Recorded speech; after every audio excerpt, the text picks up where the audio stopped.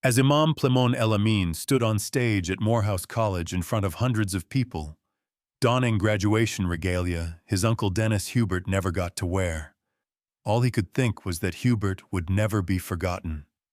Even 95 years after he was killed.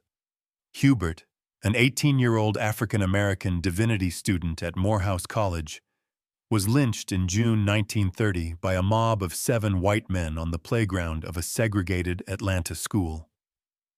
Last Sunday, the historically black all-male college where Hubert was a rising sophomore awarded him a posthumous Bachelor of Arts degree in religion. At the commencement ceremony, Morehouse President David Thomas called Hubert a son of Morehouse, a martyr of justice, and what history now sees as the Trayvon Martin of the 1930s in Atlanta. El Amin, who never met Hubert, says the moment reminded him of an Islamic saying, "There are 3 things a person leaves behind after their death: their charity, knowledge, and family members who pray for them." Many prayers were said in his name, El Amin said about the ceremony, where the 75-year-old accepted the posthumous degree on his uncle's behalf. Many people remembered him and were informed about his life and his legacy, and so the knowledge was there, as well as the charity of him sacrificing his life so that we would be more conscious of the value of young life and the value of human life, but also the value of justice.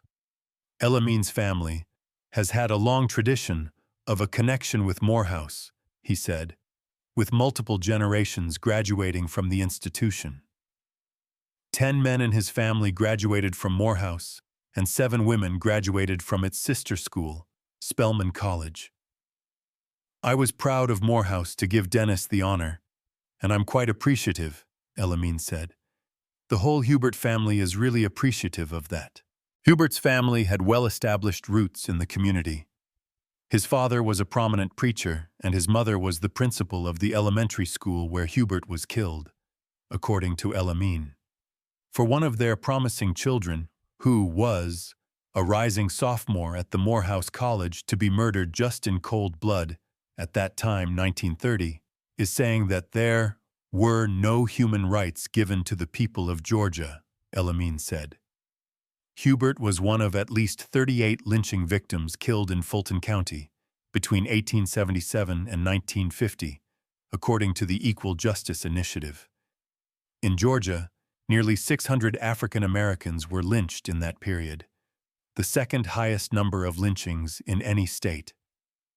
When we begin to address this history, when we begin to try to create remedies for the harm and suffering that terror violence and lynching violence created, I think we lay a path down that will help us move forward, which is why I was so pleased that Morehouse decided to award a degree posthumously to Dennis Hubert, said Brian Stevenson, the executive director of the Equal Justice Initiative.